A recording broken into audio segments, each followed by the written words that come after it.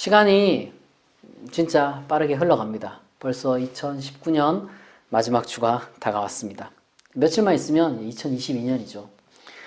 제가 어릴 때 보았던 만화 중에 여러분들 중에 뭐 보시고 아시는 분들도 있을지 모르겠지만 2020 원더키드라는 그런 만화가 있어요.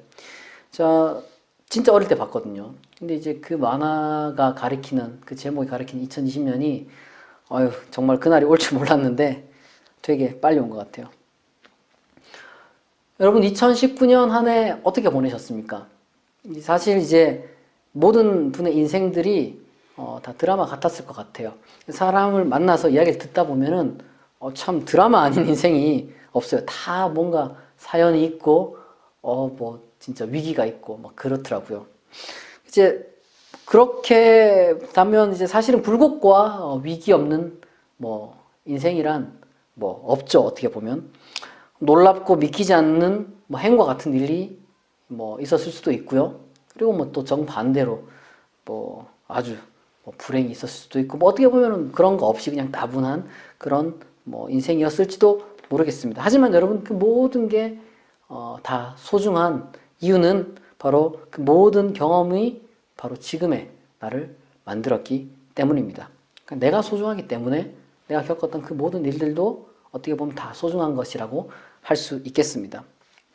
그런데 이 경험이라는 것이요. 사실 냉정하게 따져보면은 그냥 수없이 아주 빠르게 그리고 아주 많이 그냥 재빠르게 지나가는 그런 감각 내지는 자극의 그런 것들의 연속에 불과할 겁니다. 따라서 사실 우리가 어떤 지난 경험들이 소중하다 혹은 내 경험이다 이렇게 이제 말하기 위해서는 우리가 올 한 해를 포함한 그리고 지난 모든 어떤 과거의 그 감각을 그 자극의 연속들을 내가 어떻게 해석을 하고 그리고 또 어떻게 기억을 하고 있느냐 그런 것들을 통해서 이 모든 것들이 진정한 의미의 경험이 되는 것이고 그것에 따라서 지금 나의 모습도 그리고 더 중요한 것은 앞으로의 내 모습도 아마 달라지게 될 것입니다. 오늘은 바로 그러한 마지막 주니까 그런 어떤 경험 해석에 있어서 신앙이 어떤 역할을 하는지 같이 살펴보고자 합니다.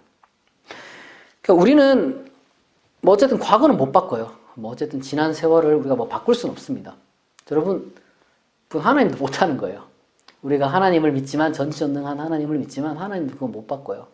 사실 신학자들이 신의 전능에 대해서 하나님이 이제 전부 다 할 수 있다 이런 뜻이잖아요. 전능이 하나님의 전능에 대해서 중세 시대부터 시작해서 심지어 이제 근대에 이르기까지 신학자들이 굉장히 많은 토의를 했는데 뭐 데카르트 같은 아주 극단적인 일부를 제외한 데카르트 같은 사람 논리적으로 말도 안 되는 것도 하나님 할 수 있다 뭐 이렇게 이제 주장을 했는데 그런 사람들을 제외하고선 언제나 하나님의 전능에는 몇 가지 이제 제한이 있다고 여겨졌습니다. 그 이제 몇 가지 제한에 이제 목록들이 몇 개가 있어요. 이제 나누자면 대체적으로 이제 논리적인 어떤 제한이 있고 그리고 신학적인 어떻게 보면 이제 하나님의 성품과 관련된 것인데 신학적이라는 것이 신학적인 제한이 있고 그리고 마지막으로는 역사에 대한 혹은 과거에 대한 제한이 있습니다. 그러니까 구체적으로 얘기하자면 이런 거예요.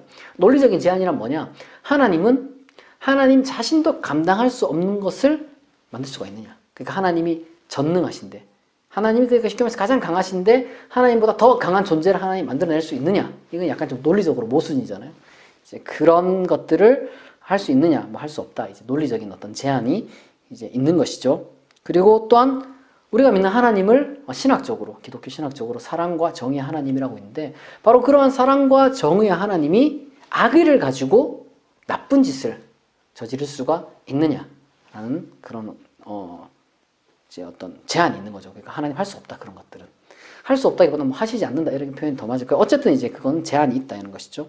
그리고 이제 마지막으로 하나가 이미 지난 일, 이미 벌어진 일을 되돌리실 수는 없다. 내지는 되돌리지 않으신다. 이것이 우리 신학계에서 역사적으로 말했던 하나님의 전능의 제한입니다. 뭐 오늘날 요즘 많은 예술 작품들 보면 뭐 예술 작품이라니까 좀 거창한데 제가 좋아하는 영화나 만화 이런 것들을 보면요 과거를 바꾸는 그런 소재가 등장해요. 뭐 이렇게 주인공이 뭐 과거로 간다거나 아니면 뭐 어떤 기계가 해서 뭐 과거가 바뀌면 뭐 현재가 바뀐다거나 아니면은 뭐 과거로 돌아가서 뭐 새로운 어떤 평행 세계가 생긴다거나 뭐 여러 가지 많은 소재들이 있잖아요. 뭐 그게 뭐 전 잘 모르겠습니다. 뭐 실제로 정말로 근데 그런 어떤 만화, 영화 같은 일이 일어나서 과거로 가서 과거를 바꿀 수 있다라고 하는 것이 정말로 뭐 좋은지 안 좋은지 그건 뭐 저는 잘 모르겠습니다만 어쨌거나 우리는 그리고 하나님도 과거를 바꿀 수는 없다는 게 현실이죠. 그러나 우리가 할 수 있는 게 있습니다. 그게 뭐냐? 과거의 경험을 새롭게 해석할 수 있는 거예요.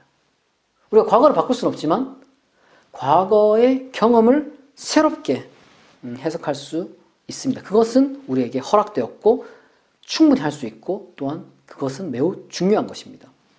시편 136편에 나타난 고대 이스라엘을 한번 우리가 생각해 보면 좋겠어요. 이 시편 136편을 노래하는 고대 이스라엘 민족의 최근 상황, 그러니까 이제 시편 내용이 아니라 이제 그 시편을 부르는 이제 가장 처음에 불렀다고 할 수 있는 어떤 그 고대 이스라엘 민족의 이제 최근 경험이 뭐냐? 바벨론 포로기입니다. 남의 나라에서 노예 생활을 한 거죠. 우리가 흔히 교회에서 보면은 이게 한 70년이다 이렇게 이제 이야기를 하는데 그건 이제 70년이라는 것은 사실 예언자적인 어떤 상징적인 숫자에 불과하고 진짜로 그 역사를 따지면은 70년이라기보다는 그것보다 조금 못해요. 이제 한 50년 전후로 해서 그리고 이제 연도를 어떻게 계산하느냐에 따라서 조금씩 달라지는데 뭐 어쨌거나 그 뭐 70년이건 50년이건 중요한 그런 게 아니죠. 뭐 50년이라 하더라도 여러분 인생을 50년을 노예 생활을 했다는 것은 엄청나게 비극적인 겁니다. 우리가 개인에 대해서 한번 상상을 해볼게요. 뭐 그런 일을 겪을 일이 우리 대부분은 없지만 여러분들이 만약에 억울하게 옥살이를 50년 했다고 생각해 보세요. 얼마나 억울합니까? 여러분 5년을 한다고 해도 얼마나 억울하겠어요. 근데 여러분 50년이면 사실상 평생이잖아요. 지금 이제 인간의 평균 수명이 거의 100세에 가깝게 되었죠. 한 80세 정도 되는 것 같은데 생물학적 수명이 이제 100세를 좀 웃돈다고 해요. 이제 한계가 있는 거죠, 일종의. 그런데 그렇다고 할지라도 생물학적으로 호모사피엔스가 평균 수명이 이제 100세 이상이라 할지라도 실제 우리가 인류 역사 속에서 살아왔던 평균 수명이 80세를 넘은 것은 불과 얼마 안 됐습니다. 뭐 최근 한 몇백 년 전까지만 해도 인류의 평균 수명이 한 40세 정도밖에 안 됐어요. 그러니까 여러분 평생이에요, 평생. 여러분 이런 끔찍한 경험을 어떻게 견딜 수 있겠습니까? 안 되는 거예요. 그냥은 이거를 뭐 버틸 수가 없어요. 물론 오늘날에야 뭐 이런 부당한 일이 뭐 일어날 경우도 희박하고 뭐 어떤 그 과거의 어떤 괴로운 경험, 예를 들면 뭐 전쟁이라든지 아니면 어린 시절에 뭐 범죄를 목격했다든지 아니면 끔찍한 범죄의 희생자였다든지 뭐 이런 여러 가지 많은 것들이 있는데 뭐 그런 것들을 극복할 수 있는 트라우마 극복 치료도 있고 뭐 사회적 차원의 지원을 통한 회복의 과정이 물론 뭐 있겠습니다만은 그런 어떤 끔찍한 경험을 겪는 것 외에 우리가 일상생활에서 우리가 일상을 살아가면서 지난 과거에 대한 해석도 대단히 중요합니다. 따라서 이 이스라엘의 과거의 기억 방법, 신앙을 통해서 과거를 재해석하는 그 어떤 신앙의 방식이, 그 삶이 오늘날 우리가 일상을 살아가면서 어떻게 보면 치유나 심리치료 같은 것은 아니지만 그럼에도 불구하고 우리 일상들을 어떻게 재해석했느냐에 따라서 대해서 그것과 관계해서 굉장히 큰 유익을 얻을 수가 있다는 것이죠. 시편 136편을 읽어보면요. 지금 뭐 그 시의 모든 내용들을 그 시를 읽는 이스라엘 민족이 다 경험한 건 아니에요. 뭐 창조부터 시작하잖아요. 근데 뭐 창조뿐만 아니라 이스라엘 이제 민족에 보면 출애굽 역사부터 시작해서 이제 가나안 정복과 이제 땅 분배까지 이렇게 이제 대체적으로 그 중간을 채우고 있는데 여러분 그것을 통해서 알 수 있는 것은 그들의 믿음의 경험의 재해석. 그러니까 믿음으로 그 경험을 재해석하는 것은 두 가지 이미지입니다. 첫 번째로는 거대한 서사 속에 우리가 있다는 것.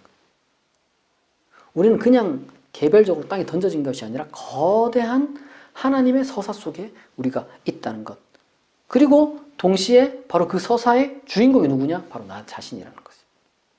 여러분 그런 어떤 신앙 고백이 어떤 토대 위에서 또 가능하냐? 바로 인격적인 하나님의 섭리에 대한 믿음도 이제 포괄하는 겁니다. 다시 말해서 우리가 살아가고 있는 이 세계, 우리가 바라보고 우리가 관찰하고 있는 이 우주와 이 역사, 이 세계라는 무대는 그냥 그저 방치되어 있고 던져져 있고 무의미한 무작위 속에 그냥 그렇게 굴러가는 것이 아니라 그 모든 것들 이면에, 그 만물 이면에, 역사 이면에 전능하고 선하신 하나님이 어떤 방식으로든지 간섭을 하셔서 좋은 쪽으로 인도하신다는 믿음이 시편 136편에 그 고스란히 녹아있고, 그것을 여러분 현재 바벨론 포로기를 겪은 이스라엘 민족이 믿음으로써 자신들의 거대한 과거와 자신의 과거를 재해석해내는 것이죠.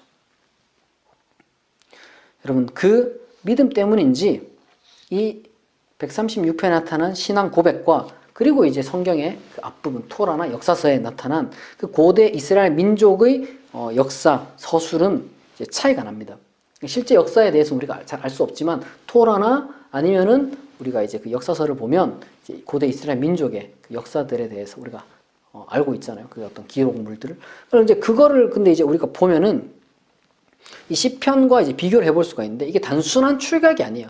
시편 136편이 뭐 당연히 추격은 추격인데 그냥 단순한 추격이 아니라 약간 뭐랄까 좀 의도를 가지고 추격된 거죠. 모든 추격이라는 게 원래 다 그렇게 했지만 특별히 더 그럼 어떤 의도를 가지고 조금 더 추격을 했느냐, 우리가 그걸 살펴볼 필요가 있는 거예요.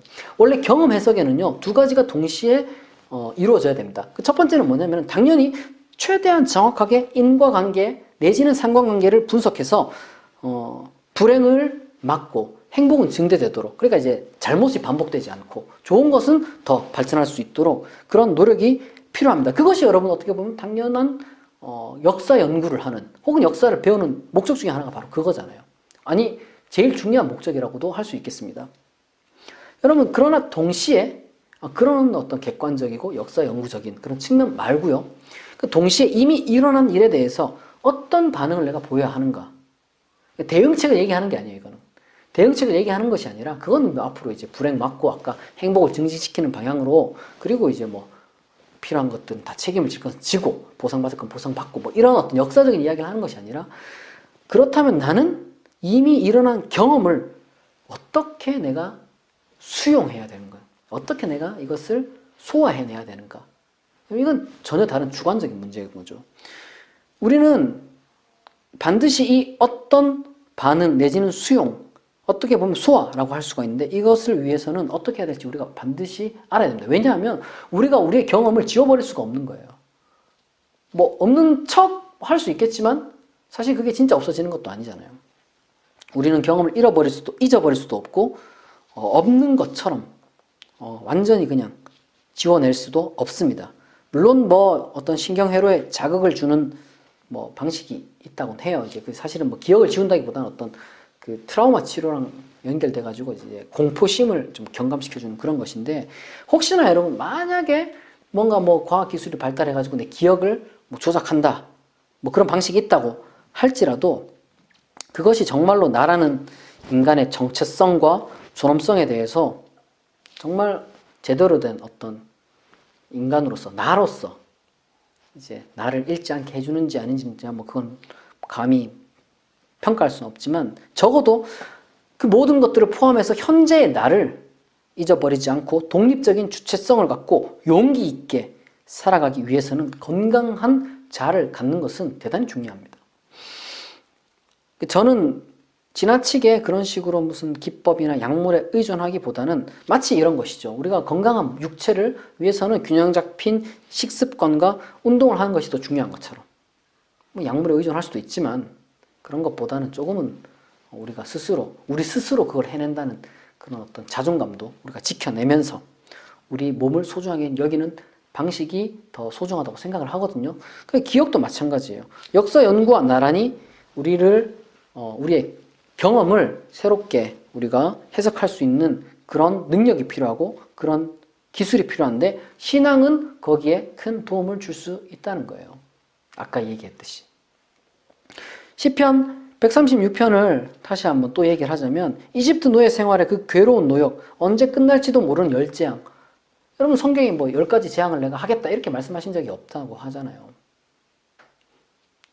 내가 10가지로 딱 끝낼게. 여러분, 재앙이 언제 몇 개가 될지는 몰랐단 말이에요.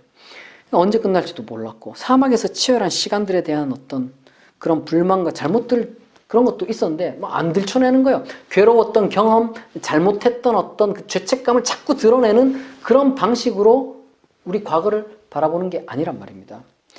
가나안 땅 정복과 분배 과정도 얼마나 험난해요. 그런데 그런 게 아니거든요. 굉장히 이제 힘들고 괴롭고, 사실 승리의 내용만 있었던 게 아닌데, 막 뭐랄까 장밋빛 그런 기억만 있는 것 아닌데, 시편 136편을 보면 감사한 일들, 승리의 기억들이 기록되어 있는 겁니다. 불평과 원망과 죄책감, 자책 이런 것들이 아니라 감사로 가득 찬 게 시편 136편이에요. 여러분, 바벨론 포로도 마찬가지예요. 그럼 그 기간이 뭐 평안했겠습니까? 아니겠죠. 엄청 괴로웠겠죠. 정신적으로도 육체적으로도 모든 것이 괴로웠겠죠. 그럼에도 불구하고 거기에는 감사가 가득 차 있었다는 거예요. 감사. 물론 어떤 시를 보면 어떤 탄원시라고 하죠. 탄식도 있고 애가도 있습니다만은 그런 것만 있는 건 아니란 말이에요. 우리가 그렇게 생각해 볼 수가 있습니다. 그 괴로웠던 순간, 그 기간에는 우리가 탄원하고 애가시를 짓고 원망할 수 있어요. 하지만 만약 여러분 그것들이 이미 다 지나갔고 현재 이제 새로운 시기를 맞이하는 어떤 이 마지막 주, 이 순간 우리가 한번 생각해 봅시다. 우리가 한 해를 돌아보면서 하나님께 감사한 것들, 하나님께 우리가 받은 것들, 우리가 다시 한번 진지하게 되뇌어 볼 필요가 있는 것입니다. 성경 그리고 기독교의 신앙 중에 가장 중요한 것 중에 하나가 하나님의 용서가 있어요. 우리 잘못으로 인해서 일을 망칠 때가 있어요. 사실 그럴 때도 많이 있는데 여러분 어떤 경험을 2019년에 했던지 간에 하나님 다 용서하십니다. 그리고 하나님은 모든 것을 합력하여 선을 이루시는 분이라는 것을 여러분들이 믿으시기 바랍니다. 그러면요 우리가 반성적인 감사를 할 수가 있는 거예요. 뭐 저도 마찬가지예요. 저도 뭐 고백을 하면 2019년 1년간 뭐 제대로 살지 못했어요. 죄도 많이 지었고 뭐 실수도 많았고 그리고 뭐 계획한 것에서 빗나간 것도 되게 많아요.